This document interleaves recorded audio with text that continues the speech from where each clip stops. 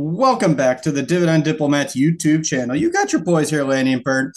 The Dividend Diplomats, we got three big name companies that are releasing earnings this week. I believe all are on Wednesday and Thursday. So the question is there value to be had, everybody? Can you buy these stocks at a discount ahead of their earnings release coming up? Hit that subscribe button, guys. Give us a nice thumbs up. Three stocks, Monday morning, coffee flowing, oatmeal flowing. That bathroom is going to be flowing next, guys. Three big stocks, undervalued.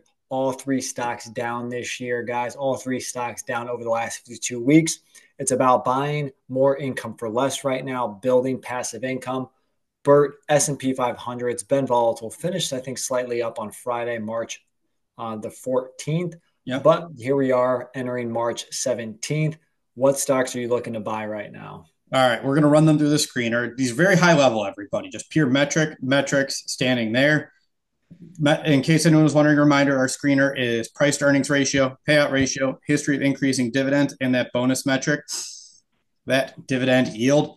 First up, Lanny, we're going to be talking about the shipping service. No, we're not talking about UPS. We're not talking about that dud over there. We're talking about FedEx, ticker symbol FDX. They will be releasing earnings this week. They are down nearly 14% year to date, Lanny, down 4% over the last 52 weeks, although they've crushed it in the last 5 years, up 118%.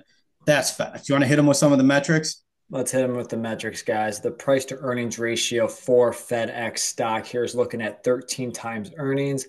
Payout ratio, super safe here, way safer than United Parcel Services at 29%. They've been increasing the dividend for a handful of years, guys, at an average rate of about 16%. Dividend yield is now back over 2% at 2.28%, down 14% this year, down 4% since last year, 58 billion market cap. With the future of shipping services, guys, obviously everybody's like, oh, Amazon, it's all Amazon. Oh, it's all Amazon, guys.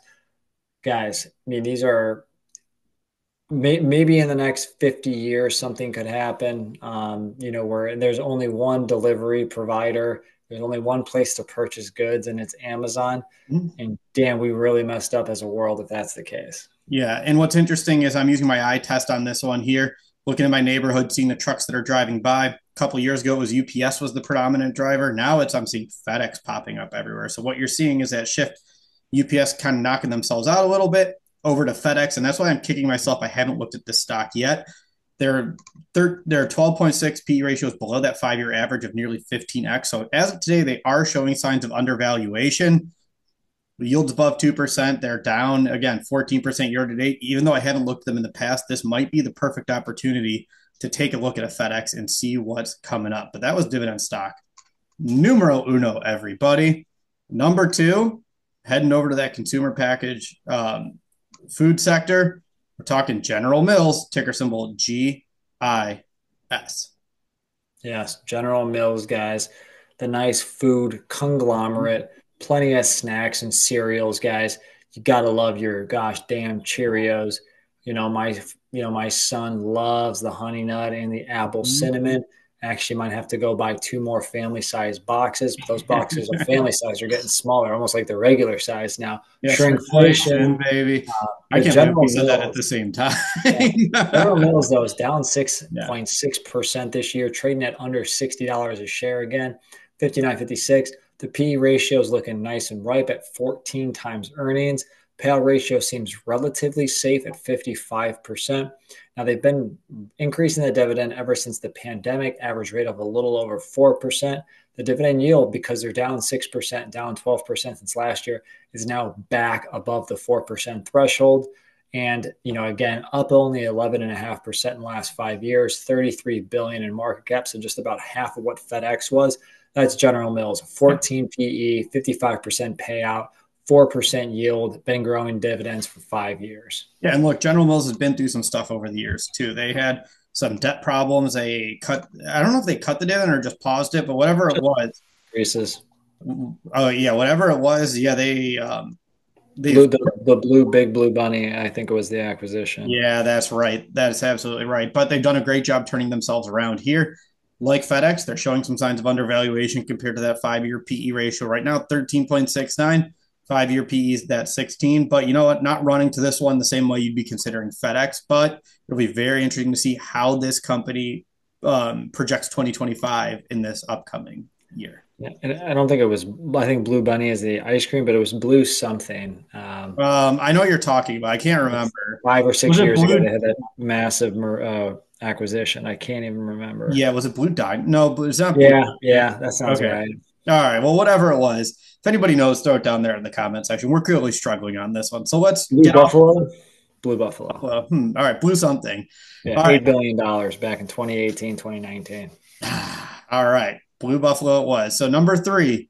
Oh, this one's gonna draw some opinions here. Nike, ticker symbol NKE, down 5% year to date, down 27% in the last 52 weeks. Nike, I thought had a rebound going. A month ago, Nike was up to nearly $80 per share. Now it's come tumbling back down to 71 to 66. All comes tumbling back down. Yeah, interestingly with Nike, I've been looking for some new tennis shoes myself. We always talk about Nike as the brand. They have the brand presence. You keep doing these reviews. I keep reading what are the best running shoes to buy. Nike's name's not on the list, Lanny. They're not on the Never. You got your Asics, your yeah. Brooks, and a few others I can drop here, but then they'll make me sound like a nerd. Eh, yes, the point's well taken though. Nowhere on that list was Nike, and that's the startling thing is Nike has fallen that far from grace. This will be a big earnings release for them too, because any impact of tariffs is going to be felt by Balcony. Nike. So we'll see. We'll see. Is this Nike have the turnaround story like Starbucks, or is Nike just going to keep falling flat even further? But let's look at the metrics here, Lan. You want to quickly rip through these metrics for Nike here and see how they stand?